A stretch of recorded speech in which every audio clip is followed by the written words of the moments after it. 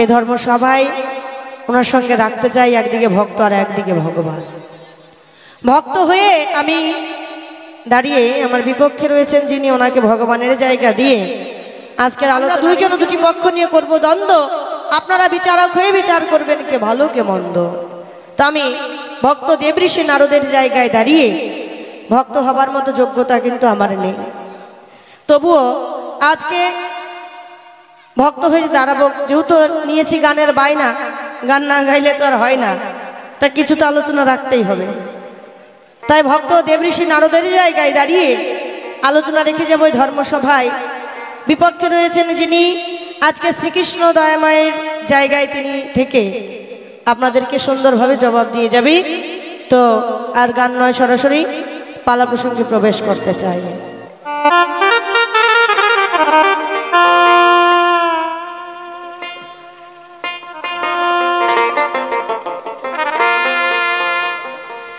দেবঋষি নারদ হইয়া আমি আসরে দাঁড়াই, বিপক্ষেতে আছেন যিনি কৃষ্ণ দয়াময়।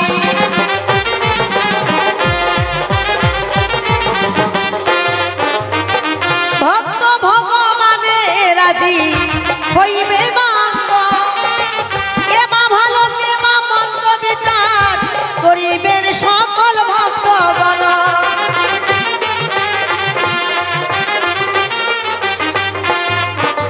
আমি সভাতে জানা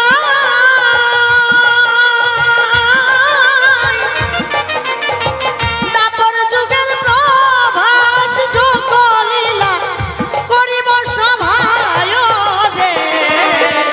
নারদ হইয়া সভাতে দাঁড়াই, আমি নারদ হইয়া সভাতে দাঁড়াই।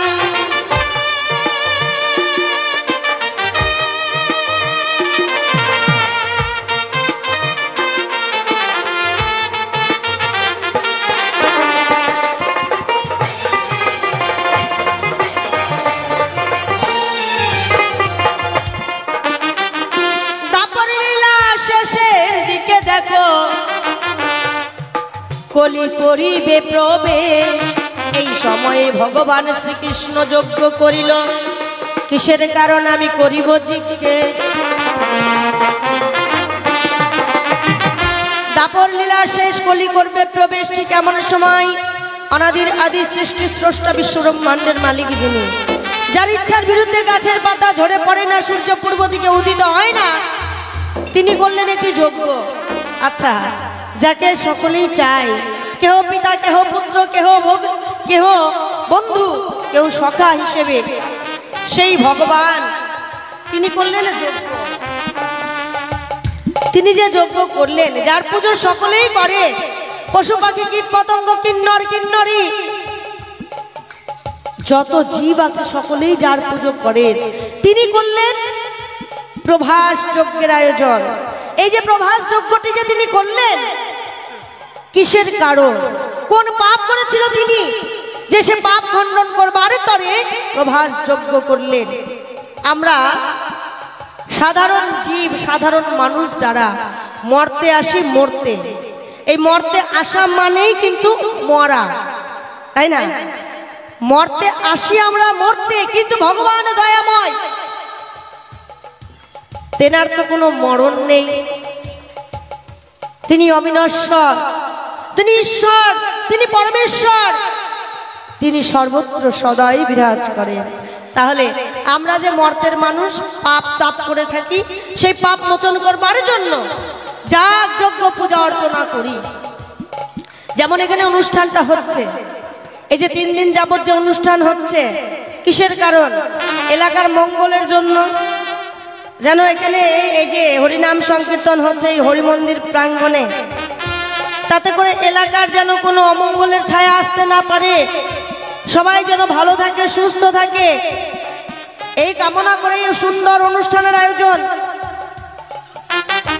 আমাদের তো একটা ভয় আছে, আমরা পাপ করি সকলেই, সকালে ঘুম থেকে ওঠার পরেই একের পর এক আমরা পাপ করেই চলি। তো সেই পাপ মোচন করবার পরে যাগ যজ্ঞ পূজা অর্চনা করে থাকি আমরা মর্তের মানুষ। তাহলে ভগবান তিনি কি পাপ করেছিলেন? যে পাপ মোচন করবার তরে প্রভাস যজ্ঞ করলেন প্রভাস নদীর তীরে। যে প্রভাস নদীর জল কুকুরের মূত্র সমতুল্য, যে প্রভাস নদীর জলে কেউ কখনো স্পর্শ করে না, যে প্রভাস নদীর জলে পুজো পার্বণ কিছু হয় না। পৃথিবীর এত জায়গা ছেড়ে, ভারতবর্ষের এত জায়গা ছেড়ে কেন প্রভাস নদীর তীরে এই যজ্ঞটি করা হলো? বৃন্দাবনের এত বড় জায়গা, 84 ক্রোশ বৃন্দাবন। এই বৃন্দাবনের মাঝে কি আর কোনো নদী ছিল না? ওই প্রভাস নদী ছাড়া আর কোনো নদী ছিল না? যমুনা নদীর তীরেও তো এই প্রভাস যজ্ঞটি করতে পারত। তা না করে কি করলেন না প্রভাস নদীর তীরে, যে অভিশপ্ত প্রভাস, যার জলে কখনো পুজো হয় না, পশু পাখি কীট পতঙ্গ কেউ কখনো সেই জল স্পর্শ করে না, আর সেই প্রভাস নদীর তীরে করলেন প্রভাস যজ্ঞের আয়োজন। শোনো শোনো হে ভগবান, আমি তোমারে জানাই, ওই প্রভাস নদীর তীরে যজ্ঞ করলে কেন বলিবে আমায়? প্রভাস নদীর তীরে কেন যজ্ঞ করলে আমি জানতে চাই। এইবার প্রভাস যজ্ঞটি কতদিন ধরে হয়েছিল? প্রভাস যজ্ঞের আয়তাকার বর্গাকার কতখানি ছিল, মানে কতটা জায়গা জুড়ে এই প্রভাস যজ্ঞের আয়োজন করা হয়েছিল? কয়েকদিন যাবৎ প্রভাস যজ্ঞের অনুষ্ঠান চলেছিল, আমার একটু জানার বাসনা রয়। শুধু তাই নয়, এই প্রভাস যজ্ঞ যে করলেন ভগবান, নিমন্ত্রণের দায়িত্ব দিলেন নারদ মুনিকে। দেবঋষি নারদকে বললেন, দেবঋষি যাও, স্বর্গ মর্ত পাতাল ত্রিভুবনে নিমন্ত্রণ করে এসো, কিন্তু বৃন্দাবনে যাবে না, আর গোকুলে যাবে না। কেন? মা যশোদা পিতানন্দ যেন জানে না আমি এত বড় যজ্ঞের আয়োজন করেছি, তাদের নিমন্ত্রণ করার দরকার নেই, আর বৃন্দাবনের ব্রজগোপীদেরও নিমন্ত্রণ করবার কোনো দরকার নেই। স্বর্গমর্ত পাতালে ত্রিভুবনে নিমন্ত্রণ করে আমি মনে মনে ভাবলাম, তাই একবার গোকুলে গিয়ে মা যশোদা আর পিতানন্দকে দেখে আসি, তারা কেমন আছে। তাদেরই পুত্র নয়নের মণি সেই গোপাল আজ দ্বারকার রাজা, এত বড় যজ্ঞের আয়োজন করেছে, পিতা মাতাকে নিমন্ত্রণ করলো না। বড় দুঃখে নারদ কি করলেন?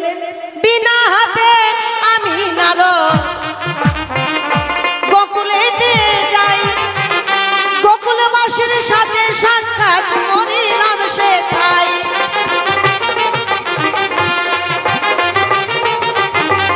নারায়ণ নারায়ণ নারায়ণ, এই যে উচ্চারণটি, এই কণ্ঠস্বর যখনই গোকুলবাসীগণ শুনতে পেয়েছে, এই কণ্ঠস্বর একমাত্র তো দেবঋষি নারদের ছাড়া আর কারো হতে পারে না।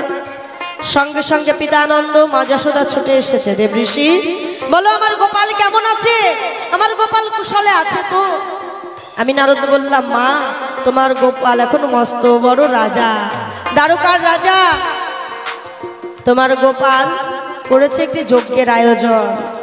ও মা, তোমাদের নিমন্ত্রণ দিতে মানা, তোমরা কিন্তু কেউ যাবা না। প্রভাস নদীর তীরে গোপাল করেছে প্রভাস যজ্ঞের আয়োজন, সেইখানে সেই প্রভাস যজ্ঞের কারণে স্বর্গ মর্ত পাতাল ত্রিভুবনে আমি করেছি নিমন্ত্রণ। ওমা, তোমাদেরকে নিমন্ত্রণ দিতে মানা, তোমরা কিন্তু কেউ যাবা না। মা বললেন, সন্তানের যজ্ঞ, সন্তান করেছে যজ্ঞের আয়োজন, সেখানে নিমন্ত্রণের কি বা প্রয়োজন?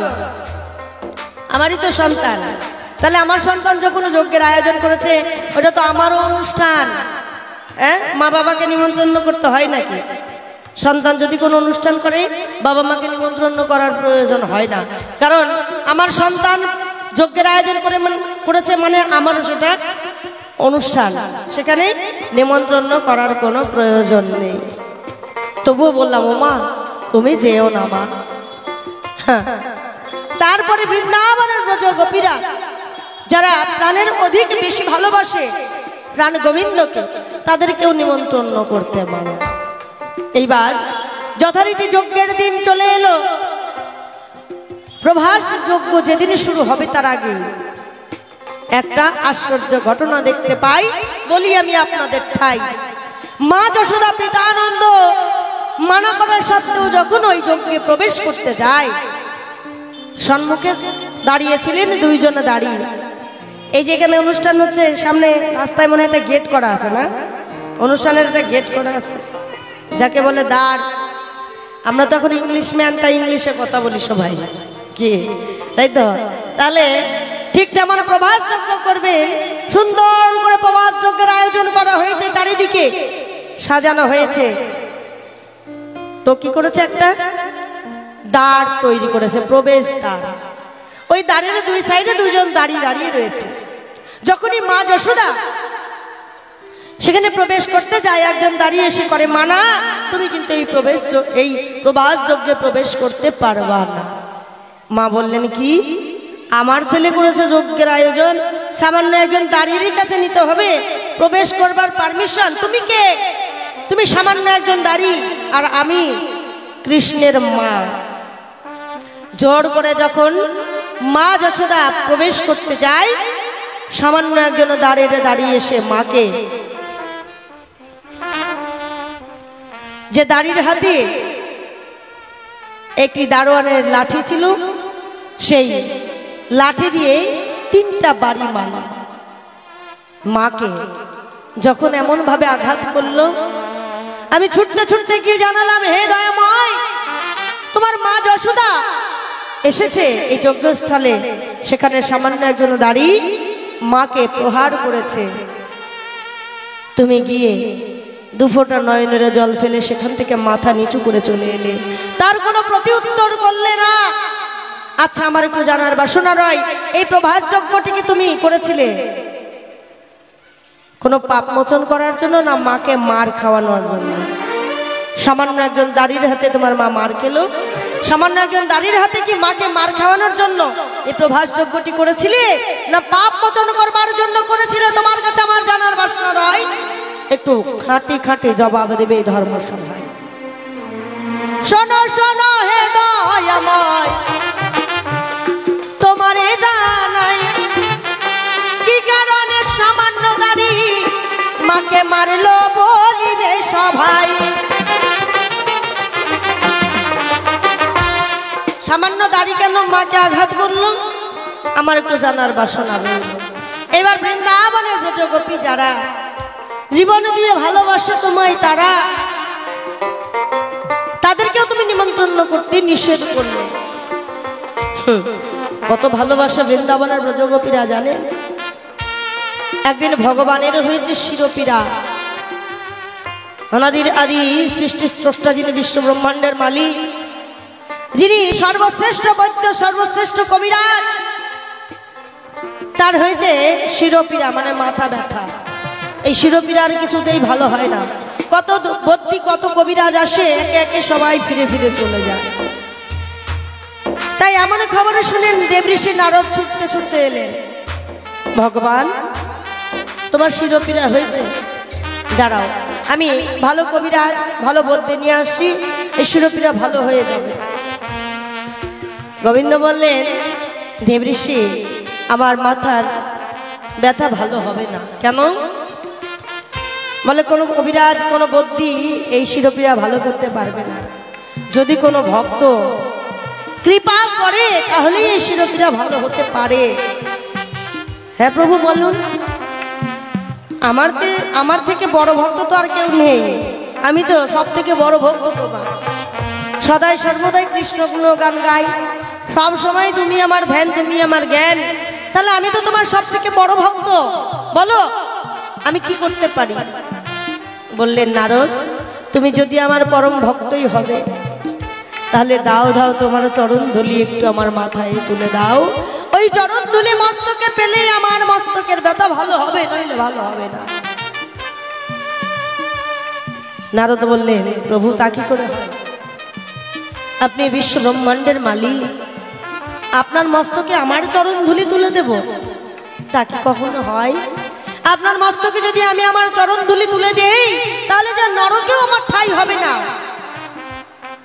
ভগবান বললেন আমার এ জন্মে আর শিরোপীড়া ভালো হবে না। যদি কোনো ভক্ত কৃপা করে কোনোদিন তার চরণ ধুলি আমার মস্তকে তুলে দেয়, ওগো নারদ সেই দিন আমার মস্তকের শিরোপীড়া ভালো হবে। আমি বলিলাম তোমায় যাও তুমি খুঁজে নিয়ে এসো, যদি কোনো পরম ভক্ত থাকে কেউ যদি আমায় দেয় তাহলে আমার শিরোপীড়া ভালো হবে। ভগবান দেবঋষি নারদ বললেন দাঁড়ান, আমি এক্ষুনি কত চরণ ধুলি লাগবে নিয়ে এসে দিচ্ছি। সঙ্গে সঙ্গে রুক্মিণী, সত্যভামা, জাম্ববতীর কাছে গেলেন। রুক্মিণী, সত্যভামা, জাম্ববতী এই তিনজনাই বললেন তোমার কি মাথা খারাপ হয়েছে? যিনি অনাদির আদি তাকে আমাদের চরণ ধুলি দিয়ে তার মস্তকে নরকে যাব নাকি? মাথা খারাপ? না, দেব না।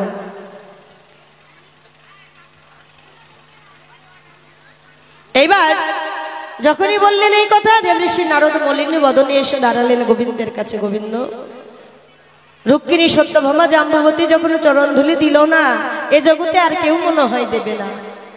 গোবিন্দ বললেন তুমি এক জায়গায় গেলে চরণ ধুলি পেতে পারো, সেখানে গেলে চরণ ধুলির অভাব হবে না। বলে কোথায়? যাও বৃন্দাবনে। যদি বৃন্দাবনে যেতে পারো সেখানে চরণ ধুলির আর অভাব হবে। বেশ, ছুটতে ছুটতে দেবঋষি নারদ বৃন্দাবনে গেলেন। বৃন্দাবনে দেবঋষি নারদকে দেখে ব্রজগোপীরা ছুটতে ছুটতে এসে বললেন দেবঋষি নারদ বলো আমাদের গোবিন্দ কেমন আছে? দেবঋষি নারদ বললেন গোবিন্দ তো বেশ ভালো আছে, কিন্তু তার যে বড় শিরোপীড়া, এই শিরোপীড়া কিছুতেই ভালো হচ্ছে না। যদি কোনো ভক্ত কৃপা করে চরণ ধুলি দেয়, সেই চরণ ধুলি মস্তকে নিলেই সেই শিরোপীড়া ভালো হবে, তার আগে ভালো হবার নয়। গোপীরা বললেন নারদ তোমার কত চরণ ধুলি লাগবে? তুমি দাও দাও তাড়াতাড়ি, কিসে করে চরণ ধুলি নিয়ে যাবে সেই জায়গা দাও, আমরা চরণ ধুলি দিচ্ছি। দেবঋষি নারদ বললেন আমি তো কিছু আনিনি, তাই চরণ ধুলি নিয়ে যাব কিসে করে?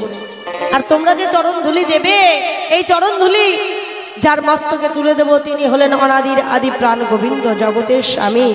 তার মস্তকে চরণ ধুলি দিলে তোমাদের নরকেও তো ঠাঁই হবে না, তোমাদের কি নরকে যাবার ভয় নাই? গোপীরা বললেন কিসের নরক? কার দেহ কার চরণ?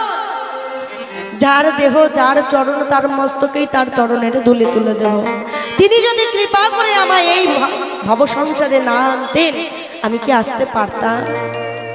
যার ইচ্ছার বিরুদ্ধে চলার ক্ষমতা নাই, বলার ক্ষমতা নাই, তিনি চাইলে কথা বলতে পারি, তিনি চাইলে নিঃশ্বাসটুকু নিতে পারি, যিনি সদাই সর্বদাই আমাদের এই দেহের মাঝে বিরাজ করেন। 21,600 বার প্রাণ গোবিন্দ এই দেহের মাঝে যায় আর আসে, চলে গিয়ে যদি ফিরে না আসে মৃত বলে সবাই জানে তারে। সঙ্গে সঙ্গে বাড়ি থেকে নিয়ে যায় শ্মশান ঘাটে, পুড়িয়ে ছাই করে দিয়ে আসে। তাহলে এই দেহের মধ্যে তোমার গোবিন্দ বিরাজ করছে, এই দেহেরই অংশ চরণ, তারই চরণ তুলি তার মস্তকে তুলে দেবো, তাতে আমাদের পাপ কিসে? আর পাপ যদিও হয় হোক তাতে কোনো দুঃখ নাই, নরকে যেতে হলেও কোনো দুঃখ নাই। দেবঋষি নারদ তুমি তাড়াতাড়ি এই চরণ ধুলি নিয়ে গিয়ে দাও প্রভুর মস্তকে তুলে। এইবার দেবঋষি নারদের গলায় ছিল একটি কৃষ্ণ নামের নামাবলী। তিনি কি করলেন? ওই কৃষ্ণ নামের নামাবলীটা বিছিয়ে দিলেন, আর গোপীরা চারিদিকে ঘুরে ঘুরে নৃত্য করতে শুরু করলেন। হরে কৃষ্ণ হরে কৃষ্ণ কৃষ্ণ কৃষ্ণ হরে হরে হরে রাম হরে রাম রাম রাম হরে হরে। নিতাই গৌর প্রেমানন্দ একবার হরি বল হরি বল হরি বল।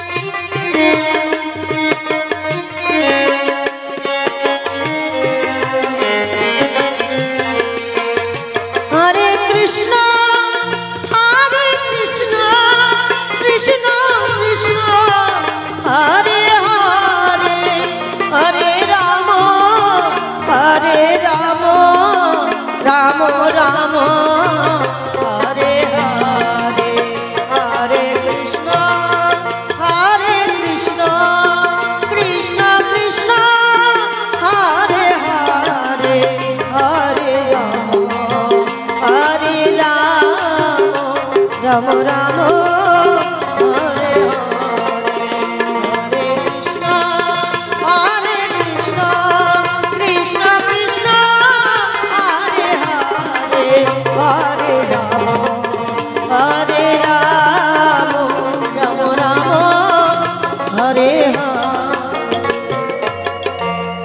চারিদিকে গোপীরা যখন কৃষ্ণ নাম করতে করতে নৃত্য করছে, আর ওই যে নিচে পাতা রয়েছে নামাবলী, কৃষ্ণ নামের নামাবলীতে যখনই ব্রজগোপীদের চরণ ধুলি পড়ছে, ব্রজগোপীদের চরণ ধুলি পড়ে ওই কৃষ্ণ নামের ওপরে ওইদিকে ভগবান শ্রীকৃষ্ণের শিরোপীরা ভালো হয়ে গেছে।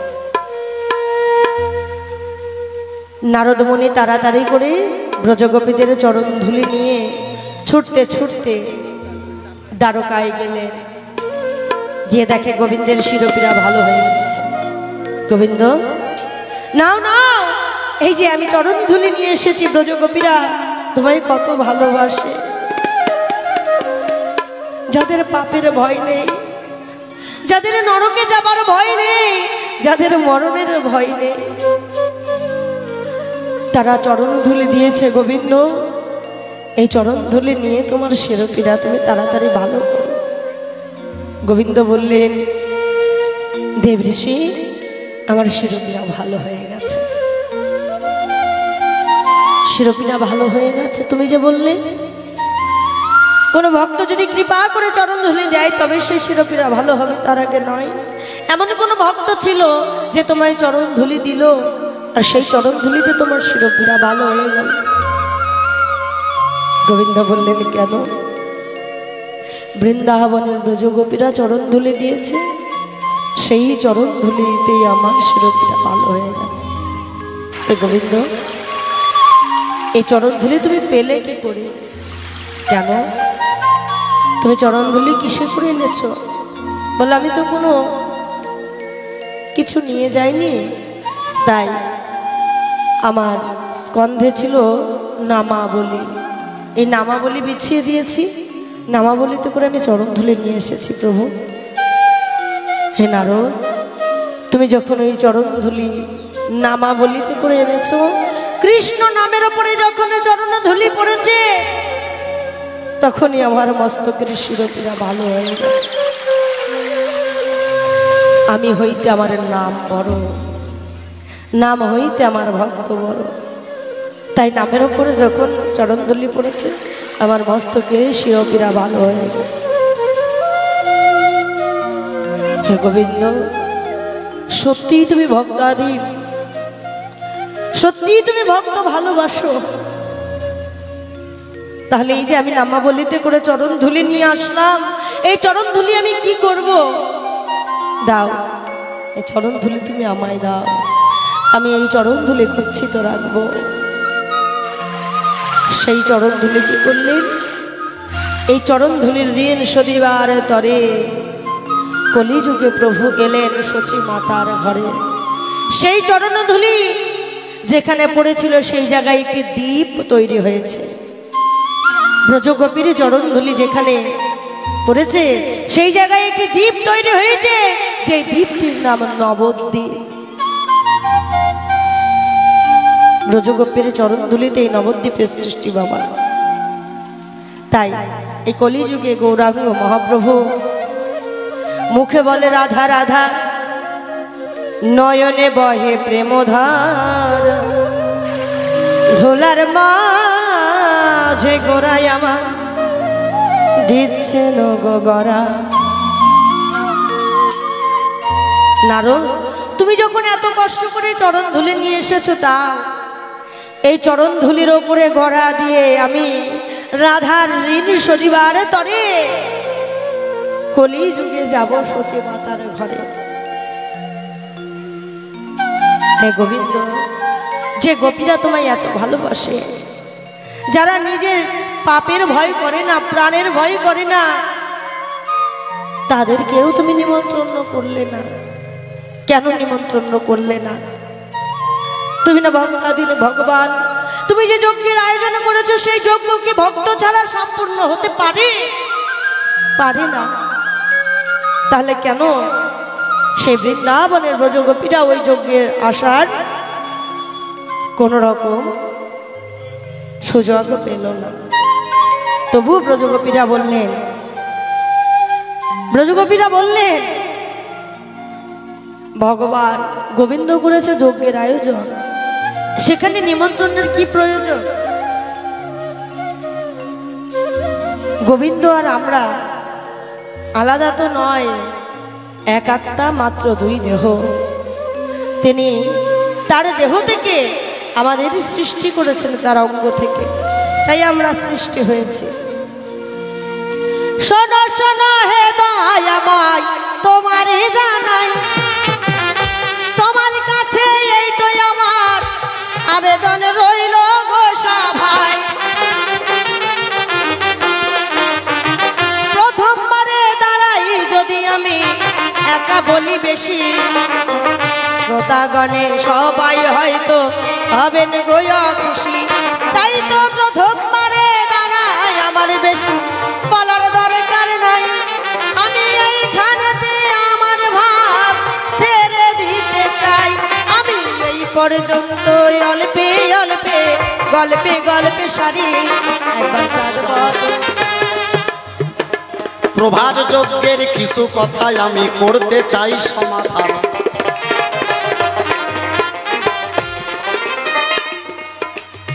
সুপতা নামে এক মণি ছিল গো, শোনো নারদ মণি তোমারে জানাই। এই সুপতা মণির কিছু কথাই আমি তুলে ধরতে চাই। ওমা, সুপতা নামে এক মণি ছিল, সুতপা মণি না, কিন্তু এই মণির নাম হচ্ছে সুপতা মণি। এই সুপতা মণি একটা সন্তান জন্ম দিয়েছিল। তার একটা সন্তান ছিল, অত্যন্ত ভালোবাসা দিত সেই সন্তানকে। ওমা, প্রতিটা মানুষ নিজের সন্তানকে কিন্তু স্নেহ করে মানুষ করে, তাই সুপতা মুনি সদা সর্বদাই বনের মধ্যে সদাই করত ধ্যান, ধ্যানে মগ্ন থাক। মুনির পুত্র ছিল প্রভাস, নদীর জলে চান করিতে যায়।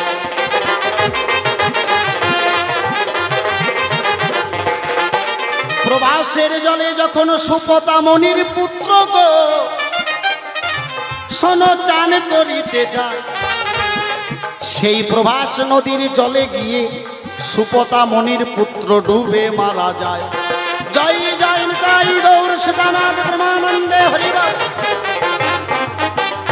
ওই সুপতা মনির পুত্র যখন প্রভাস নদীর জলে ডুবে মারা গেল, এদিকে মনির ধ্যান ভাঙার পরে সন্ধ্যা লেগে গেছে প্রায়। সুপতা মনির পুত্র কিন্তু আর গৃহে ফিরে আসে না। আমা, যখন গৃহে ফিরে আসে না সুপতা মুনি, পুত্র শোকে কাতর হইয়া খুঁজিতে লাগিল। খুঁজতে খুঁজতে কোথাও গিয়ে সুপতা মুনি নিজের পুত্রকে ফিরে পেলেন না। যখন নিজের পুত্রকে ফিরে পেলেন না, সুপতা মুনি আবার ধ্যানে বসলেন। ধ্যানে বসার সঙ্গে সঙ্গে দেখতে পায় ওই সুপতা মুনির পুত্র প্রভাস নদীর জলে চান করতে গিয়ে ডুবে মারা যায়। সঙ্গে সঙ্গে মনি রাগ ক্রোধে ক্রোধান্বিত হয়ে প্রভাস নদীর তীরে গিয়ে ডেকে ডেকে বলে, শোনো প্রভাস, তোমার নদীর জলে, তোমার জলে আমার সন্তান ডুবে মারা গেছে, তুমি আমার কথা লবে আমার সন্তানকে তুমি ফিরিয়ে দেবে। প্রভাস তখন মনির কাছে কাকুতি মিনতি করে, যে একবার প্রাণ ত্যাগ করে ফিরাইতে পারে না কারো সাথে, বলি আপনাদেরও ধারে। প্রভাস নদী ডেকে ডেকে বলছে, হে মনি, আমার জলে আপনার পুত্র ডুবে মারা গেছে, এতে আমার তো কোনো দোষ নাই। আমি আপনার পুত্রকে কেমন করে ফিরিয়ে দেব? আমি আপনার পুত্রকে ফেরাতে পারবো না। সঙ্গে সঙ্গে ক্রোধান্বিত হয়ে সুপতা মুনি প্রভাস নদীকে অভিশাপ করলো, শোনো প্রভাস নদী, প্রভাস, আজ যেমন তোমার জলে আমার সন্তান ডুবে মারা গেছে, আজ থেকে আমি তোমাকে অভিশাপ করলাম, তোমার নদীর জল আজ থেকে হবে মূত্র সমতুল্য।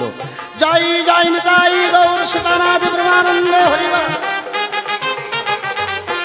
তোমার জলে কোনো পুজো হবে না, তোমার জল কোনো সাধুগুরু বৈষ্ণবের কাজে লাগবে না। এই যে মণিবর যখন অভিশাপ দিল, প্রভাস নদী তখন মনে মনে চিন্তা করছে তাহলে আমার মুক্তির উপায়। সঙ্গে সঙ্গে প্রভাস নদী তখন প্রভুর কাছে নিলেন আশ্রয়। প্রভুর কাছে গিয়ে যখন আশ্রয় নিলে, আমা প্রভুকে ডেকে ডেকে বলছে এই বৃত্তান্ত। যখন এই বৃত্তান্তের কথা বলেছে, ভগবান শ্রীকৃষ্ণ ডেকে ডেকে বলে, শোনো প্রভাস, মণি বাক্য কোনোদিন বিফলে যাবে না,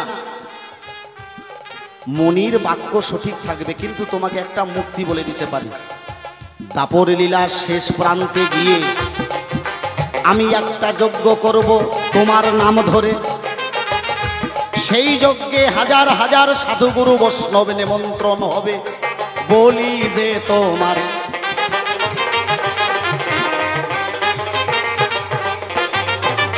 আমি দাপরের শেষ প্রান্তে, এটাই হচ্ছে ভগবানের শেষ যজ্ঞ। ওমা, এটাকে অনেক বলে প্রভাস যজ্ঞ, এটা কিন্তু প্রভাস যজ্ঞ মোটেও একেবারে সঠিক কথা নয়। এই যজ্ঞের নাম হচ্ছে ভক্ত মিলন যজ্ঞ। এই যজ্ঞের নাম হচ্ছে ভক্ত মিলন যজ্ঞ।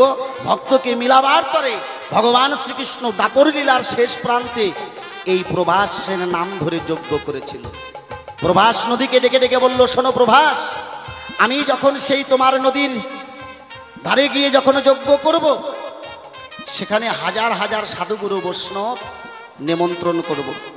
যত দেব দেবতা সেখানে নিমন্ত্রণ হবে। আমি তোমার নাম ধরে যখন যজ্ঞ করব, সাধুগুরু বৈষ্ণবরা তোমার নদীর জলে নামবে।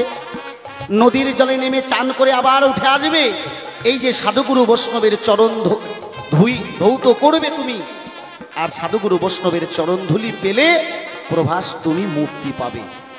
এই জন্য কৃষ্ণ ভগবান আমি প্রভার যজ্ঞ করি, ভক্ত মিলন যজ্ঞ বলে প্রভাস নদীর তীরে এই যজ্ঞ আরম্ভ যে করি। জয় জয় নিতাই গৌর সীতানাথ প্রেমানন্দে হরি হরি। এবার দাপর লীলার শেষ প্রান্তে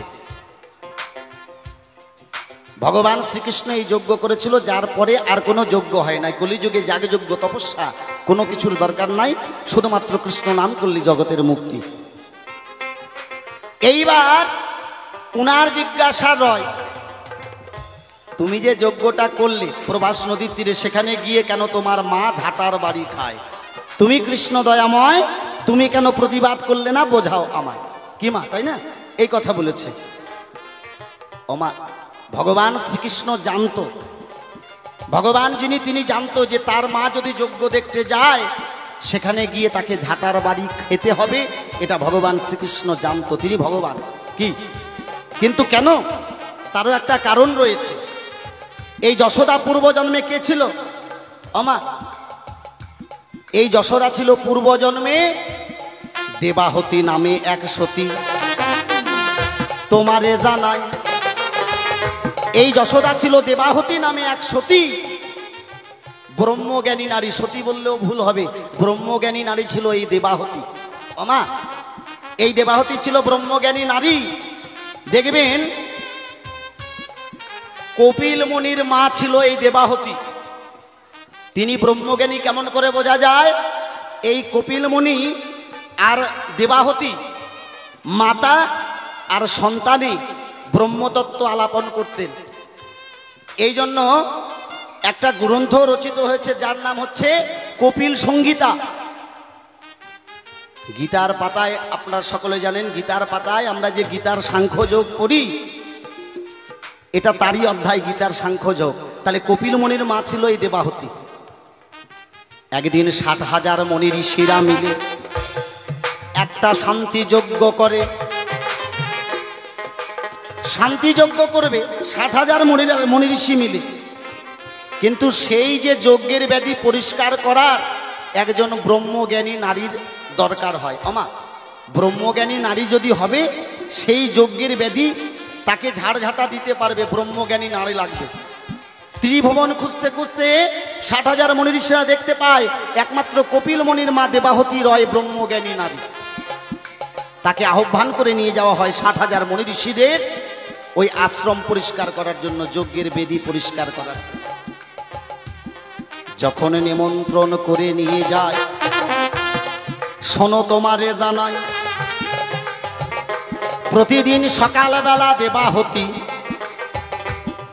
উঠোন যে ঝাড় দেয়, সকালবেলা দেবাহতী উঠোন ঝাড় দিচ্ছে। আমা ভালো করে শুনে যাও মা, দেবাহতী উঠোন ঝাড় দিচ্ছে। ইতিমধ্যে স্বয়ং ভোলানাথ মনে মনে চিন্তা করলেন যে কেমন দেবাহতী ব্রহ্মজ্ঞানী নারী, তাকে একটু পরীক্ষা করার আছে প্রয়োজন।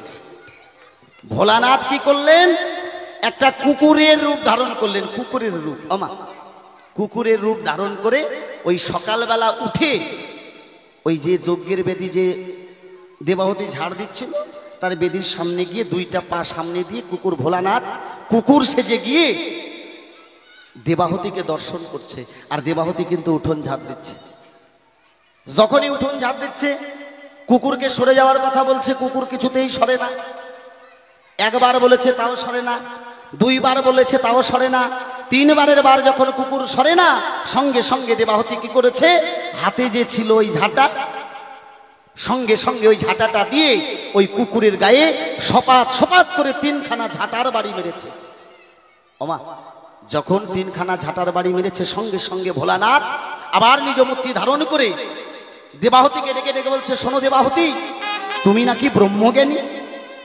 এটা কি ব্রহ্মজ্ঞানীর লক্ষণ? হ্যাঁ, ব্রহ্মজ্ঞানী কাকে বলে? যে একটা পিঁপড়ার মধ্যে ভগবানকে দর্শন করে তাকে ব্রহ্মজ্ঞানী নারী বলে।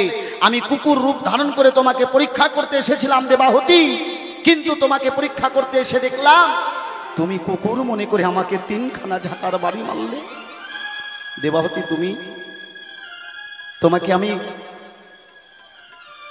একটা কথা বলে যাই, যদি কেউ ব্রহ্মজ্ঞানী হয়, ব্রহ্মজ্ঞানী চিনার উপায়, একটা পিঁপড়ার মধ্যে ভগবানকে দর্শন করে তাকে ব্রহ্মজ্ঞানী বলা হয়। হে দেবাহতী, তুমি যে কর্ম করেছো, আজকে যেমন তুমি আমাকে তিনখানা ঝাঁটার বাড়ি মেরেছো, আগত লীলায় তুমি একদিন যজ্ঞ করতে যাবে দর্শন, তোমার সন্তান করবে যজ্ঞ, সেই যজ্ঞ তুমি যখন করতে যাবে দর্শন, আমি ভোলানাথ সেদিন তাদের দাড়ি হিসেবে থাকবো। আজ যেমন তুমি আমাকে তিনখানা ঝাঁটার বাড়ি মেরেছো, তোমাকে এই তিনখানা ঝাঁটার বাড়ি আমি ফিরিয়ে দেব। জয় জয় নিতাই গৌর সদানাথ ব্রহ্মানন্দে।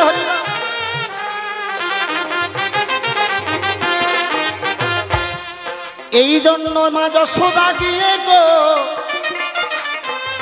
ওই যজ্ঞের মাঝে ঝাঁটার বাড়ি খায়। এখানে কিন্তু ভগবানের কোনো দোষ নাই, তোমারে জানাই। মা এখানে কৃষ্ণের ভগবানের কোনো দোষ আছে মা? তুমি যেমন কর্ম করেছো তার ফলস্বরূপ তুমি পেয়েছো, এখানে ভগবানের কোনো দোষ নাই। তুমি ঝাঁটার বাড়ি মেরেছো, আমি ভোলানাথ কুকুর রূপে গেছিলাম, আজ আমি দারোয়ান হয়ে থাকলাম, তোমাকে আমি তিনখানা ঝাঁটার বাড়ি ফেরত দিলাম। যে যেমন কর্ম করবে সে তেমন ফল পাবে। এই জন্য গীতার পাতায় ভগবান বললেন, কর্মানং বাধ্যং, যার যেমন কর্ম তার তেমন ফল। হ্যাঁ, তাহলে ওনার প্রশ্নের জবাব গেল, আমি মাকে ঝাঁটার বাড়ি খাওয়ানোর বলে যজ্ঞ করেছিলাম। কথাবার্তার সাইজ দেখছো মা? হ্যাঁ, মানে মেয়ে ছেলের সাথে গান, তার মধ্যে নারদ ঋষি হয়ে ভূমিকায় দাঁড়িয়েছে, তাই না? আমি এখন কি কব বলো? ভক্ত এখন যেদিকে যায় সেদিকে আস্তে আস্তে করে আমার যাওয়ার দরকার। এইবার উনি জিজ্ঞাসা করেছে দান, যে গোপীদের চরণধুলি দিয়ে নবদ্বীপের সৃষ্টি হলো, হ্যাঁ আচ্ছা মা, সেই গোপীরা কেন সেই যজ্ঞে পায় নাই নিমন্ত্রণ? শোনো নারদমণি, তুমি মোটেও জানো না, আমি গোপীদের কোনোদিন দূরে ফেলে রাখি না।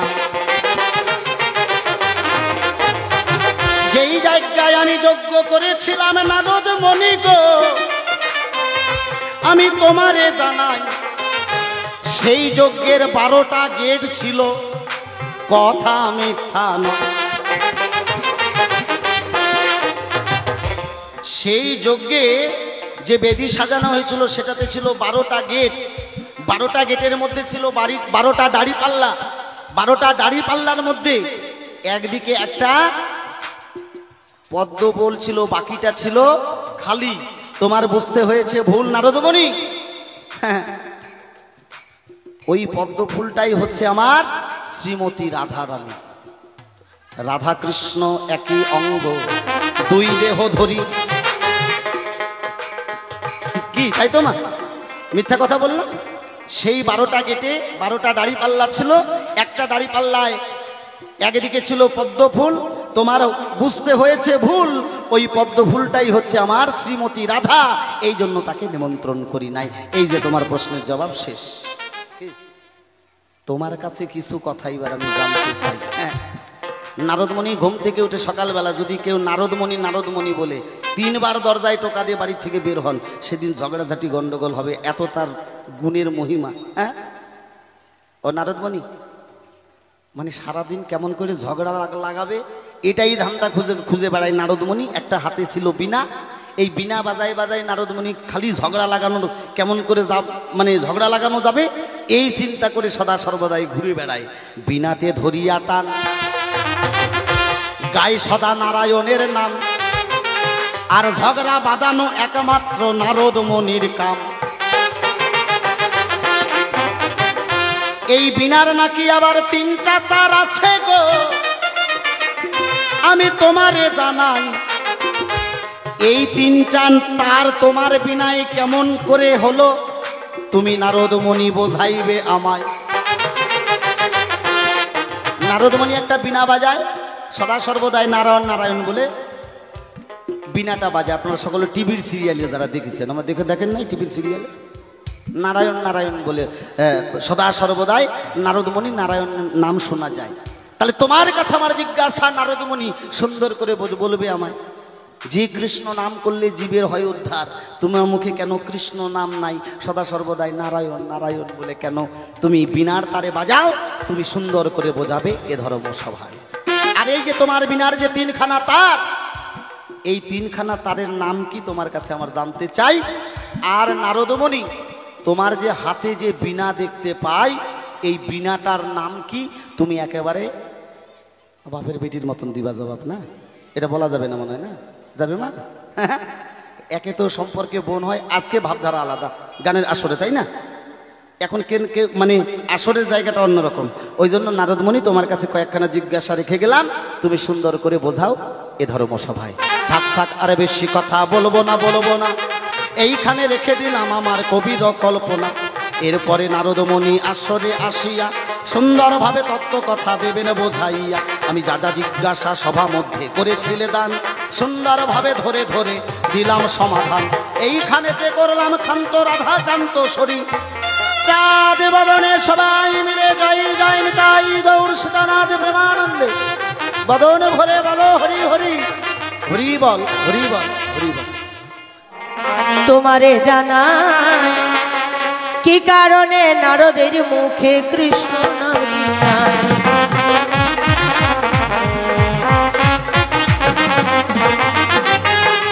কৃষ্ণ নামে মত্ত সদাই কৃষ্ণ গুণ গায়, এই কৃষ্ণ নাম গাহিতে গাহিতে নারদ আনন্দিত রয়। কৃষ্ণ নামে মত্ত হয়ে নারদ আনন্দে আত্মহারা। কৃষ্ণই ধ্যান কৃষ্ণই জ্ঞান, কৃষ্ণই মন প্রাণ, তাই কৃষ্ণের চরণে নারদ মুনি তার দেহ করেছে সমর্পণ।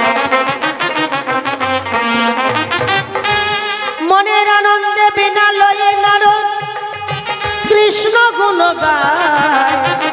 নারদের লাথি লাগে গিয়ে ওই গোকর্ণ মুনির গায়।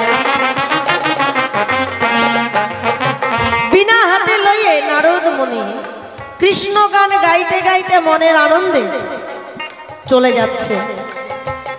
এমন সময় গোকর্ণ নামে একজন মুনি, গোকর্ণ মানে মানুষ, কিন্তু কর্ণ দুটি গরুর মতো বড় বড় কান, পেছনে আবার লেজ, তার নাম গোকর্ণ মুনি। তিনি তার মানব জন্মটা অসম্পূর্ণ রয়েছে, মানে মানব জন্ম পেয়েও গরুর মতো লেজ আর গরুর মতো বড় বড় কান, তাই কৃষ্ণের ধ্যানে বসে রয়েছে, কৃষ্ণের সাধনা করছে। বড় জন্ম যেন সে পূর্ণ মানব জন্ম পায় এই সাধনায় সম্পূর্ণ হলে। তাই সেই গোকর্ণমণিও বসে বসে কৃষ্ণের ধ্যান করছে। এমন সময় নারদ মুনি বিনা হাতে লয়ে কৃষ্ণ নাম করতে করতে সেই পথ দিয়ে চলে যাচ্ছে। মহানন্দে নারদ মুনি কৃষ্ণ গুণ গায়। এমন সময় নারদের লাঠি লাগে গিয়ে ওই গোকর্ণমণির গায়ে। নারদের লাঠি লেগে মুনির ধ্যানে ভেঙে যায়। চাহিয়া দেখে সম্মুখে নারদ মুনি রয়েছে দাঁড়ায়।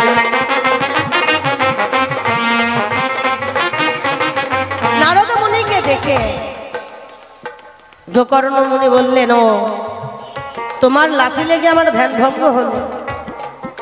নারদ মুনি বললেন, আমি কৃষ্ণ নামে মত্ত ছিলাম, তাই আপনাকে আমি দেখিনি। কৃষ্ণ নামে মত্ত হয়ে আনন্দে আত্মহারা হয়ে নৃত্য করছিলাম। গোকর্ণমণি বললেন, তুমিও যে কৃষ্ণ নামে মত্ত হয়ে আনন্দে আত্মহারা হয়েছিলে, আমিও সেই কৃষ্ণ ধ্যানেই মত্ত ছিলাম। তাই তুমি এমন ভাবে আমায় লাথি মারলে, তোমার পায়ে লাথি লেগে আমার ধ্যান ভঙ্গ হয়ে গেল। আমার এই জন্মের সাধনা সফল হলো না, তাই আমার এই সাধনা থেকে অসম্পূর্ণ রয়ে গেলাম। যে কৃষ্ণ নামে মত্ত হয়ে তুমি আমায় লাথি মারলে, তোমার কারণে আমার ধ্যান ভঙ্গ হলো। আমি যখন ভগবানকে পেলাম না, তোমাকেও ভগবানকে পেতে দেব না, তাই তোমায় করলাম অভিশাপ। এই অভিশাপ থেকে পাবে না মাপ। যে বদন দিয়ে তুমি কৃষ্ণ গুণগান গাইছো, তোমার এত অহংকার, সেই বদনে আর কোনোদিনই কৃষ্ণ নাম উচ্চারণ হবে না। সঙ্গে সঙ্গে নারদের বদনের কৃষ্ণ নাম বন্ধ হয়ে গেল। নারদ মুনি গোকর্ণমণির চরণ দুটি ধরে বললেন, প্রভু, কৃষ্ণ নাম ছাড়া আমি বাঁচতে পারবো না। এই কৃষ্ণ নাম আমার ধ্যান, কৃষ্ণ নাম আমার জ্ঞান। সদাই সর্বদাই আমি কৃষ্ণ নামে মত্ত থাকি। এই নাম বিনে যে আমি বাঁচতে পারবো না, তাই কি করে আমি এই কৃষ্ণ নাম পাবো? বললেন, আমি যখন অভিশাপ করেছি, তোমার বদনে আর কোনোদিন কৃষ্ণ নাম উচ্চারণ হবে না। কিন্তু তোমার হাতে রয়েছে একটি বীণা, দেখিবারে পাই। এই বীণায় সদাই কৃষ্ণ গুণগান গাইবে, শ্রবণ করবে তুমি তোমারে জানাই। তোমার হাতে যে বীণাটি দেখিবারে পাই, ওই বীণায় কৃষ্ণ গুণগান গাহিবে। আর ওই কৃষ্ণ নাম শ্রবণ করে তুমি তোমার মনের জ্বালা মিটাইবে। সেদিন থেকে বীণায় কৃষ্ণ গুণগান গাহিতে লাগিল। আর এই কৃষ্ণ নাম শ্রবণ করে নারদ মুনি তার কৃষ্ণ নামের তৃষ্ণা মিটাইল। নিতাই গৌর প্রেমানন্দে হরিবল হরিবল। এই কারণে নারদের মুখে কৃষ্ণ নামটি নাই, কিন্তু হাতের বীণায় সদাই সর্বদাই কৃষ্ণ গুণ গায়। নারদের হাতের বীণায় তিনটি তার দেখিবারে পাই। এই তিনটি তার তিনটি নামে আমি বলি এই সভায়। ইরা পিঙ্গলা সুষম্মা নামে এই তিনটি তার রয়েছে তারা। শুধু তাই নয়, এই তিনটি তারের আরেকটা নাম আছে, কি? শতরজতম গুণে এই তিনটি তার বাধায় রয়। শতরজতম গুণ, এই শতরজতম গুণে বিরাজ করেন ব্রহ্মা বিষ্ণু মহেশ্বর। নারদের বীণায় ব্রহ্মা বিষ্ণু মহেশ্বর বাধায় আছে। শোনো শোনো হে ভগবান, তোমারে জানাই। এই তো তোমার কথার জবাব, কথায় মিটে যায়। এইবারে তোমার কাছে আমি একটি কথা জানিবারে চাই। মরতে আসে সকল মানুষ মরিবার তরে, হে দয়াময় তবে তুমি কেন মরতে এসে যজ্ঞ করলে বলিবে আমারে। তারপরে যে যজ্ঞ করলে আমরা যা যজ্ঞ পূজা অর্চনা যা কিছু করি না কেন সব কিছু তোমার চরণে অর্পণ করি। কিন্তু তুমি যে যজ্ঞ করলে, তুমি অনাদি আদি সৃষ্টি স্রষ্টা বিশ্ব ব্রহ্মাণ্ডের মালিক, তুমি এই যজ্ঞের অর্ঘ্য কার চরণে দান করলে? বাবা, আমার এক জননী 10 টাকা করেছেন দান। এই দান যেন সাধু সেবায় লাগে। আর ভগবানের কাছে প্রার্থনা করি আমার ওই জননীর পঞ্চ ইন্দ্রিয় যেন বজায় রাখেন আমার দয়াল ভগবান। শ্রী গুরু প্রেমানন্দে হরিবল হরিবল হরিবল। তাহলে তোমার কাছে আমার একটু জিজ্ঞাসা রইল, একটু বাপের বেটার মতো বইল, তুমি যে যজ্ঞটি করলে এই যজ্ঞের অর্ঘ্য তুমি কার চরণে নিবেদন করলে? যজ্ঞের অর্ঘ্য তো দিতে হবে কারো চরণে, তা কার চরণে সেই যজ্ঞের অর্ঘ্য দান করলে? একটি জিজ্ঞাসা রইল, আর বেশি নয়। আমার আর এক মা 20 টাকা করেছেন দান। এই দান ভগবানের ব্যাংকে জমা রাখলাম। আর ঠাকুরের কাছে প্রার্থনা করি ওই মায়েরও যেন পঞ্চ ইন্দ্রিয় বজায় রাখেন আমার দয়াল ভগবান। কারণ আমরা প্রত্যেকটা মানুষ চাই, তাই না? হে ঠাকুর, সব কিছু টাকা পয়সা গাড়ি বাড়ি অর্থ কিছু না থাকুক, তুমি আমার চলার শক্তি দিও, বলার শক্তি দিও।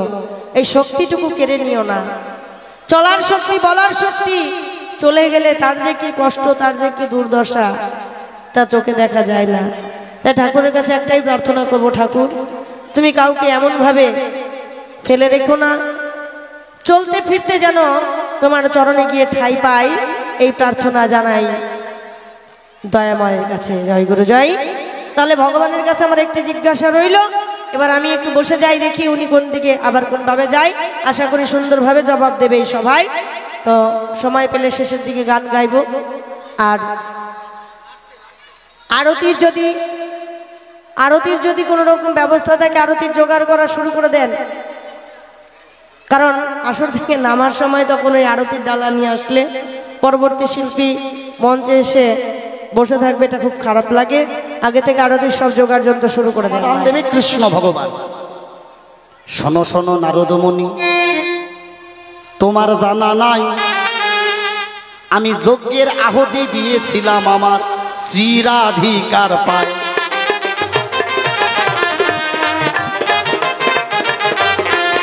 এই জন্যই আমি রাধা রানীকে গো দেই নাই নিমন্ত্রণ। পদ্ম ফুলের মাঝে রাধা রানী সেখানে বিরাজিত হন। তাহলে আমি যজ্ঞের আহুতিটা রাধারানীর চরণে দিয়েছিলাম। আপনারা সকলে জানেন রাধারানী হচ্ছে ভগবান শ্রীকৃষ্ণের প্রেমের গুরু। কি এটা মিথ্যা কথা নয় কি মা, তাই না? নারদমণি, তোমার জানা নাই মানে এটা একটা ছোট্ট একটা উদাহরণ দিয়ে বোঝাতে চাই। এক ভদ্রলোক জমিতে কুসুর বুনেছে। কুসুর আমা, আমরা যাকে আখ বলি, আখের রস খাই না? ভদ্রলোক জমিতে কুসুর করেছে রোপণ। কিছুদিন পরে কিছু তৃণ কুসরের জমিতে লোভিল জনম।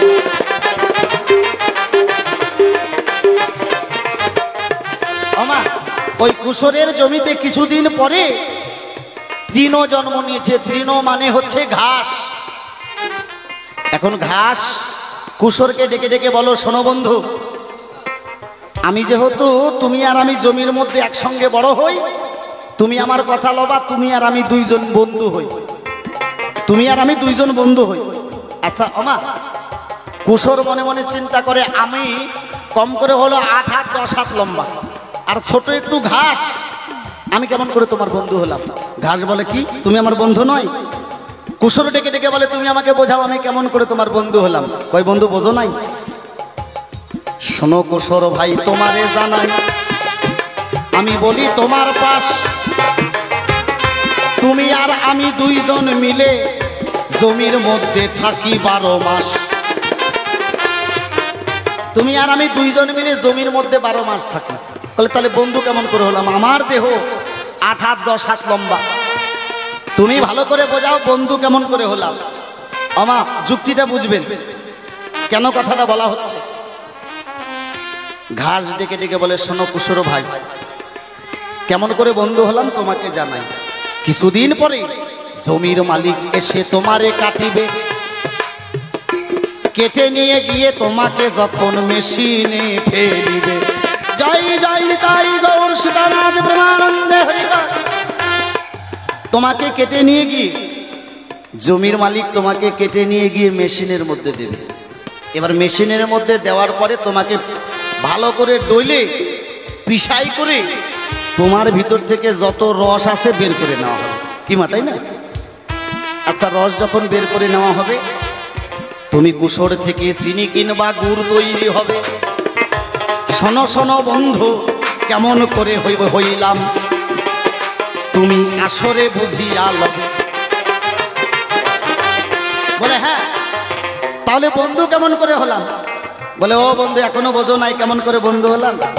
তুমি চলে যাওয়ার পরে কিছুদিন থাকবো আমি এই জমির উপরে, কিছুদিন থাকবো আমি জমির উপরে।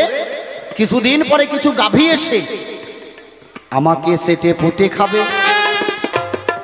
গাভীর পেটে গিয়ে আমি ঘাস, তখন দুগ্ধ জনম হবে। তুমি চিনি, কুশোর থেকে হলে চিনি কিংবা গুড়,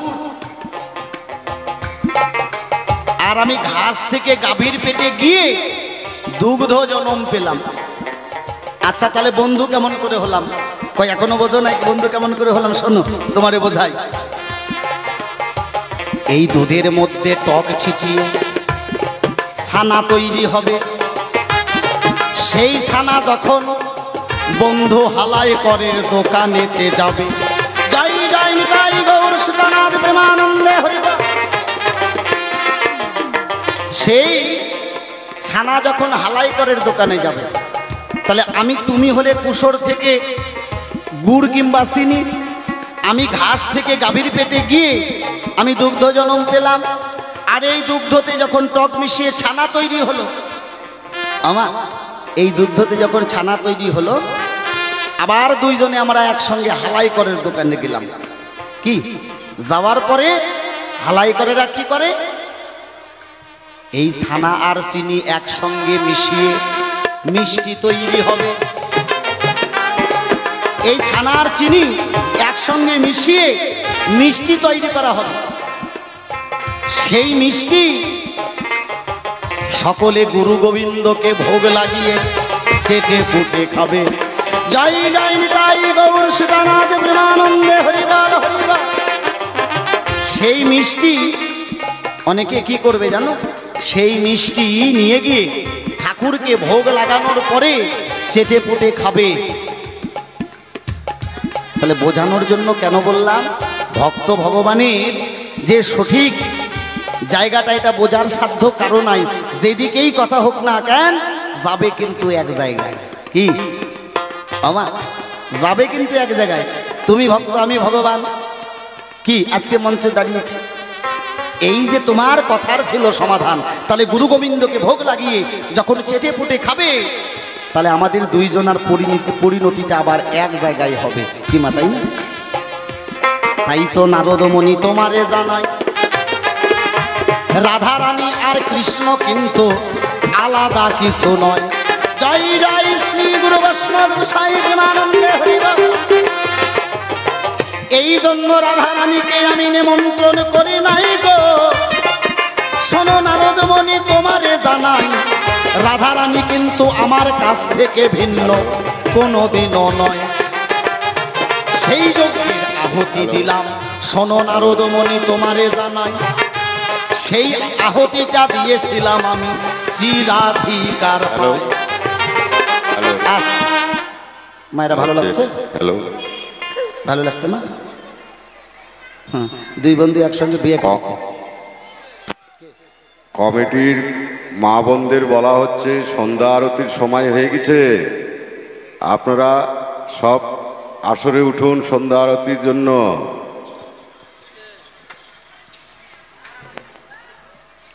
মানে আমার আবার একটু গল্প না দিলে ভালো লাগে না, একটা গল্প কই। এবার শোনো, দুই বন্ধু একসঙ্গে বিয়ে করছে, দুইজনা পার্কে ঘুরতে গেছে। এবার পার্কে ঘুরতে যাওয়ার পরে একজনের বউ খুব ভালোবাসে, হ্যাঁ, দুই বন্ধুর মধ্যে গল্প স্বল্প হয়, একজনের বউ কিন্তু খুব ভালোবাসে, সে যদি না খায় তার বউ খায় না, সে যদি না ঘুমায় তার বউ ঘুমায় না। এবার পাশে যে বন্ধু ডেকে ডেকে কয়, ভাই তোর বউ তো এত ভালোবাসে, আমার বউ একেবারে মোটেই আমাকে ভালোবাসে না। হ্যাঁ, তুই আমার কথা লবি, কেমন করে বউয়ের ভালোবাসা পাওয়া যায় তুই ভালো করে আমার কবি। আমা এবার ওই বন্ধু ডেকে ডেকে কয়, তোর বউয়ের নাম কি? কয় আমার বউয়ের নাম হচ্ছে সুচিত্রা।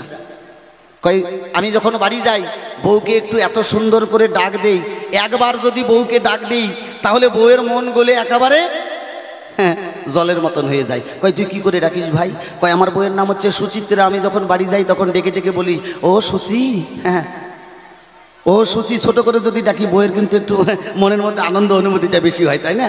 ওই জন্য বেশি বেশি ভালোবাসা পাই। কয় তুই একটা কাজ করবি, বাড়িতে গিয়ে তোর বউকে একবার ছোট করে ডাকি দেখবি। এবার ওই বন্ধুর কথা শুনে পরের দিন গেছে বাড়িতে, যাওয়ার পরে ওর বউকে ছোট করে ডাকছে, ডাকার পরে এমন মার মারছে, চোখ মুখ ফুলাই একবারে নাক মুখ বান্দর ফুলা বানাই ছেড়ে দিছে। হ্যাঁ, পরের দিন যখন পার্কে আবার গেছে, রাখো মা, পরের দিন যখন পার্কে আবার গেছে দেখে যে ওই বন্ধুর চোখ মুখ ফুলে গেছে। হ্যাঁ, কয় বন্ধু তোর চোখ মুখ ফুলে গেল কেন? কয় তোর জন্য আমার এই অবস্থা। তুই যেমন তোর বউকে ছোট করে ডাকিস, আমিও ছোট করে ডাকতে গেছিলাম, আমিও ছোট করে ডাকতে গেছি, আর এই যে মার খাই একেবারে চোখ মুখ ফুলাই নিয়ে তোর কাছে এসে দাঁড়াইছি। কয় কেন, তোর বউকে কি করে ডাকছিস? কয় ভাই তোর বউয়ের নাম কি? সুচিত্রা। এবার ওর বউয়ের নাম হচ্ছে বিচিত্রা। হ্যাঁ, এবার ওই বিচিত্রাকে যদি ছোট করে ডাকা যায়, এখন বাড়ি যায় ডেকে ডেকে কয় ও বিসি। আচ্ছা, এরকম করে কেউ যদি ডাকে, বউ এখন মনে মনে চিন্তা করে আমি তোর বিসি, এমন মারছে, মাইরিয়া করে চোখ মুখ ভুলাই ফেলাইছে। হ্যাঁ, তো আজকে একটু ছোট্ট করে ডাকে ছেড়ে দিলাম। আমি সনেকা দাসী। এইবার মায়েদের দিকে আসি। মা গান ভালো লাগছে না মা? তাহলে একটু হাত তোলো তোমার দেখি, ভালো না লাগলে বেশি বেশি করে তুলো। হ্যাঁ, তাহলে যাদের যাদের ভালো লাগছে 101 টাকা করে নিয়ে আসো, আমরা নেব। এই দান কমিটির ব্যাংকে জমা রাখবো। কমিটির যে সমস্ত সদস্যবিন্দু যারা এই অনুষ্ঠানটা অনুষ্ঠিত করেছেন, আপনাদের এই মধুর বৃন্দাবনটা সাজিয়ে দিয়েছেন, তাদের জন্য আপনাদের কাছে ভিক্ষা চাই। এই অনুষ্ঠানকে ভালোবেসে এমন একজন মাকে দেখতে চাই, 101 টাকা দান করবেন। এই দান আমরা নেব না, কমিটির ব্যাংকে জমা রাখবো। জয়গুরু। একজন মা, অমা, কারণ মায়েদের কাছে টাকা আছে, আমি জানি লক্ষ্মীর ভাণ্ডারের টাকা পাই। হ্যাঁ, এখন মনে হয় 200 টাকা করে বাড়িয়ে গেছে। ওই টাকা নিয়ে আসি এখন নারায়ণের ভাণ্ডারে দাও। একজন মাকে দেখতে পাই চাই যে 101 টাকা দান করবেন। এই দান আমরা নেব না। সোনাকা ওঠো। দুইজনা কৃষ্ণ প্রেম আমার হইল না,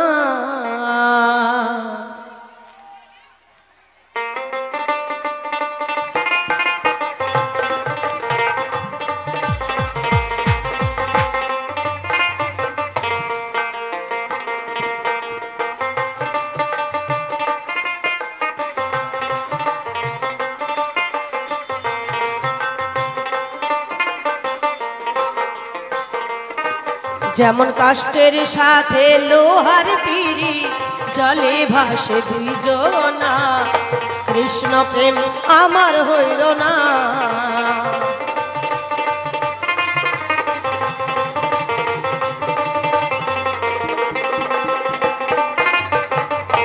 শোনো শোনো হে দয়াময়, তোমারে জানাই এইবার তোমার কাছে কিছু কথাই আমি জানিব সবাই।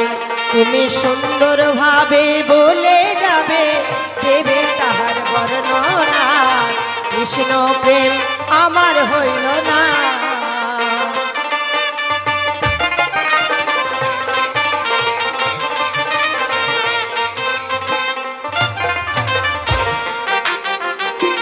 তোমার হাতে একটি আমি বাঁশি দেখতে পাই, এই বাঁশির জন্ম তত্ত্ব কথা বলিবি আমায়।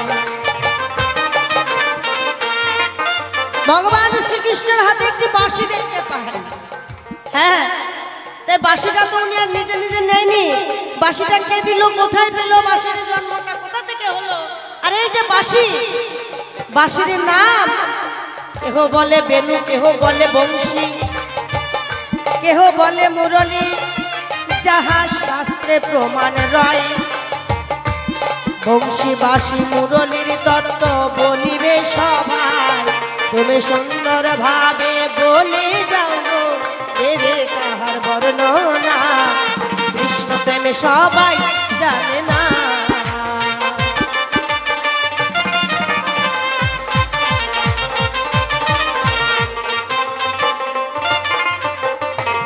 ভক্ত আমার সভা মাঝে করেছে কিছু কথা দান, সুন্দরভাবে সমাধান দেব, আসরে দেব সমাধান। হলো কাষ্টের সঙ্গে লোহার পিড়ি, জলে ভাসে কয়জনা, কৃষ্ণ প্রেম সকলেই জানে না।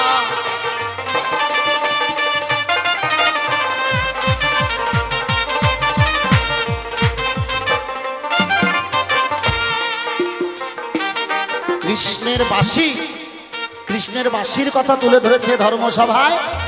কৃষ্ণের বাঁশিটা কোথা থেকে সৃষ্টি হয় এই কথা তুলে ধরেছে এই আসরে নারদমণি। শোনো শোনো নারদমণি, তোমারে জানাই,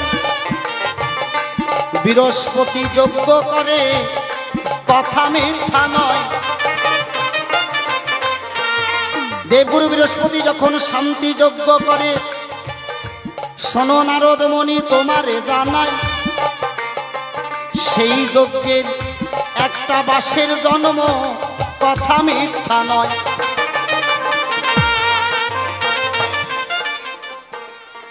বৃহস্পতি যজ্ঞে একটা বাঁশের জন্ম হয়েছিল, বাঁশটা হচ্ছে 25 পর্বের বাঁশ। এই 25 পর্বের বাঁশের মধ্যে আমি তোমারে জানাই, 3 পর্বে কৃষ্ণের বাঁশি সভাতে জানাই। আর নবম পর্বে হয়েছিল, নবম পর্বে হয়েছিল অর্জুনের গান্ডি, অষ্টম পর্বে হরধনু। নারদমণি তোমারে জানাই, 3য় পর্বে কৃষ্ণের বাঁশি মিথ্যা কথা নয়। হলো কাষ্টের সঙ্গে লোহার পিড়ি, জলে ভাসে কয়জনা, কৃষ্ণ প্রেম সকলেই জানে না। বেশ বলেছ, ভালো ভালো শুনেছে সবাই, কিন্তু এই বাঁশির আবার 3টি নাম শাস্ত্রে প্রমাণ রয়। কেন বংশী বাঁশি মুরলী গো একটু আমায় বলো না, কৃষ্ণ প্রেম আমার হইল না।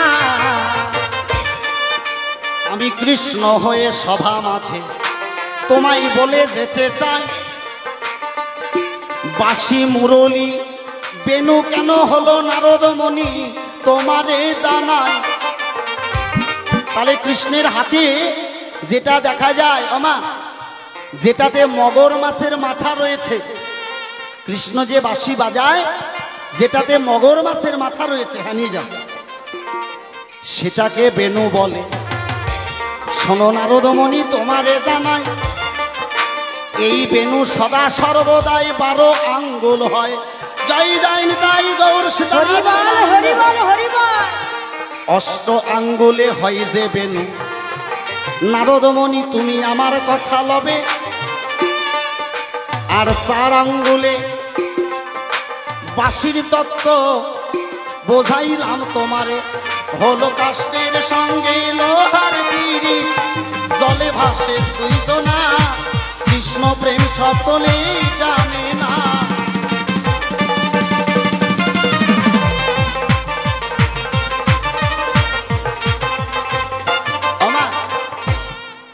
এই বাঁশি যখন 25 পর্বের বাঁশ থেকে 3 পর্বের বাঁশ দিয়ে যখন বাঁশি তৈরি হয়, এই বাঁশি গচ্ছিত ছিল কার কাছে?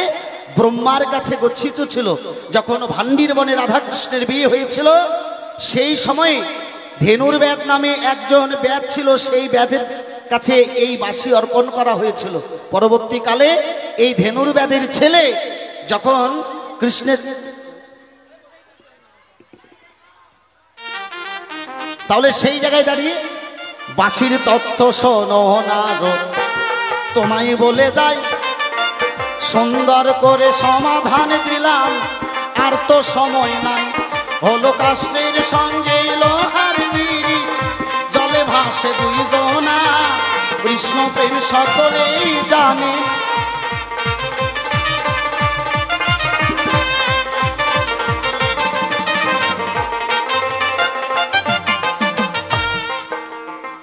বেশ বলেছ ভালো ভালো এ ধর্ম সভাই, শ্রীকৃষ্ণের বাঁশিতে নাকি মকর মাছের মাথা রয়। আচ্ছা, কৃষ্ণের বাঁশিতে যে মকর মাছের মাথা, তাহলে এখানে রাধা গোবিন্দের যে মন্দির, এই মন্দিরে কি মাছ দিয়ে ভোগ হচ্ছে? হ্যাঁ, মাছ দিয়ে ভোগ হচ্ছে। আমরা গান গাইছি আসরে দাঁড়িয়ে, তাই আমরা নিরামিষ খাচ্ছি। ও তাই, পাড়াতে সবাই নিরামিষ খাচ্ছে। গৌরাঙ্গ মহাপ্রভুর ভাই 100 টাকা করেছে দান, দেখতে পেলেন আপনারা সবাই। হ্যাঁ, কিছু লেখে নাই, শুধু রেখেছে রবি হাজরা, উনি 100 টাকা দান করেছেন। দান ভগবানের কাছে প্রার্থনা করি, জয়গুরু কমিটির ব্যাংকে ওনার মঙ্গল করেন যেন দয়াল ভগবান। জয় গুরু জয়।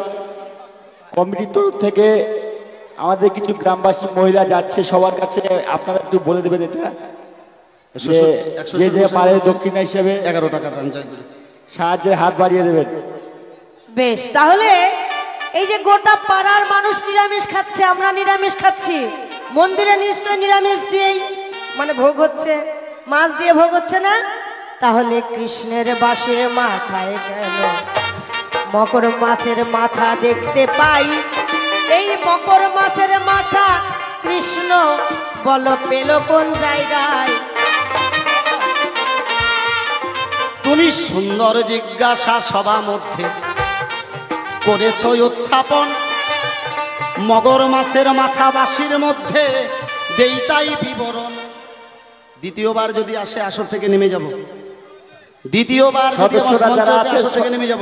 সদস্যরা যারা রয়েছে ওকে সাইড করে দাও, ওকে সাইড করে দাও। আনন্দ করো, সাইডে আনন্দ করো। এটা একটা হরিনামের আসর, এখানে কৃষ্ণ কথা আলাপন হচ্ছে। বিদায় গৌর হরি বল, হরি বল, হরি বল। কৃষ্ণের বাঁশির মাথায় কেন মগর মাছের মাথা দেখতে পাই, এই কথাটা করেছে সমাধান। শোনো শোনো নারদ মণি, তোমারে জানাই ভগবান 10 বার অবতার হয়েছে বিশ্ব বসুধায়। ভগবান 10 বার অবতার হয়েছে, মৎস্য কুর্ম বরাহ নরসিংহ বামন রাম বলরাম পরশুরাম। ভগবান ওমা, ভগবান 10 বার অবতার যখন হয়েছিল, তার মধ্যে এক অবতার হচ্ছে মৎস্য অবতার। ভগবান যিনি মৎস্য অবতার ধরেছিল, অনেকে বলে যে ভগবান নাকি পুঁটি মাছের রূপ ধারণ করেছিল। এই জন্য আমাদের দশমীর দিন কোনো শুভ কাজে পুঁটি মাছ লাগে, এটা মিথ্যা কথা নয়। কিন্তু 10টা পুরাণে বর্ণিত রয়েছে ভগবান শ্রীকৃষ্ণ মগর মাছের রূপ ধারণ করেছিল। ওই জন্য মগর সংক্রান্তিতে আমরা মগর মাছের পূজা করি। কিন্তু তোমার জিজ্ঞাসা শোনো নারদ, তোমায় বলে যাই মগর মাছের মাথা কেন কৃষ্ণের বাঁশির মাথায়?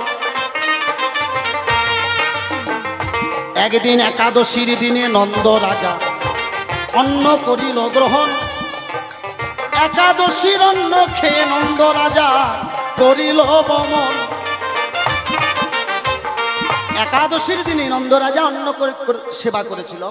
আচ্ছা, যে মায়েরা যাচ্ছে, মায়েরা যাচ্ছে ভিক্ষার ঝুলি নিয়ে, আপনারা যে যা পারেন দেবেন, অবশ্যই দান করবেন। 10 টাকা 20 টাকা 50 টাকা 100 টাকা 500 টাকা দিলে আরো ভালো হয়। দানের উপরে ভিত্তি করে এই অনুষ্ঠান, এত সুন্দর অনুষ্ঠান যেন দীর্ঘ আয়ু লাভ করে, যার জন্য মায়েরা ভিক্ষার ঝুলি নিয়ে যাচ্ছে। এইবার নন্দ রাজা একাদশীর দিনে অন্ন সেবা করেছিল। মা একাদশীর দিনে যখন অন্ন সেবা করলো নন্দ রাজা, পরে বুঝতে পারলো একাদশীর দিনে অন্ন খাওয়া অত্যন্ত ঘোর পাপ। এই একাদশীর অন্ন নন্দ রাজা কি করলো, এই একাদশীর অন্ন বমি করে বের করে দিতে চায়। মা যখনই বমি করতে যাবে, যখন এই পৃথিবীর বসুমাতার বুকে বমি করতে যায়, বসুমাতা ডাকিয়া বলে নন্দ রাজা তোমারে জানাই এই একাদশীর অন্নের ভার আমি নিতে পারবো না। শোনো নন্দ রাজা তোমারে জানাই। নন্দ রাজাকে তাকে বলল যে আমি এই একাদশী যে অন্ন তুমি বমি করে বসুমাতার উপরে দেবে, এর ভার আমি নিতে পারবো না। তখন নন্দরাজা মনে মনে চিন্তা করে এইবার তাহলে কোন জায়গায় বমি করব। যখন গঙ্গার পারে গিয়ে বমি করতে যায়, শোনো নারদমণি তোমারে জানাই, গঙ্গা দেবী বমির ভার নিতে, অন্যের ভার নিতে পারবে না, কথা মিথ্যা নয়। এইবার তাহলে নন্দরাজা কি করবে? ভগবান স্মরণ করলেন মগর মাছকে, আর বললেন আজকে যে আমার পিতার অন্ন, উচ্ছিষ্ট অন্ন যিনি গ্রহণ করবে, সে যে চাইবে তা সে তাই পাবে। আমা এই কথা বলে তখন মগর মাছ যখন আবির্ভাব হয়, মগর মাছ নিজের মুখের মধ্যে ওই নন্দরাজার একাদশীর দিনের অন্নের বমি মগর মাছ নিজে নিয়েছিল। বর হিসাবে যখন বর চায়, ভগবান ডেকে ডেকে বলে শোনো মগর মাছ তুমি কি বর চাও? মগর মাছ বলেছিল হে প্রভু, আমি সদা সর্বদাই আপনার বাঁশির মাথায় থাকতে চাই, সদা সর্বদাই আপনার বাঁশির সেই গুণগান শুনতে চাই। এই জন্য মগর মাছের মাথা কৃষ্ণের বাঁশিতে তোমারে জানাই, শোনো শোনো নারদমণি তোমার কথার জিজ্ঞাসা মিটে যায়।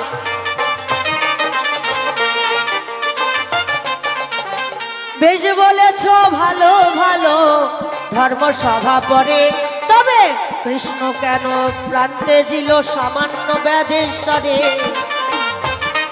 কৃষ্ণ জনদীর আদি সৃষ্টির স্রষ্টা, সে একমাত্র সামান্য ব্যাধেশ্বরের হাতে তার প্রাণ গেল। হ্যাঁ, কে এমন পুণ্য করেছিল বলিবে সভাই, নাকি কোন পাপ করে কৃষ্ণের দেখো প্রাণটি লয়ে যায়। তুমি সুন্দর ভাবে জবাব দেবে, অভাব করবো লাগবে না, কৃষ্ণ ভজন আমার হইল না।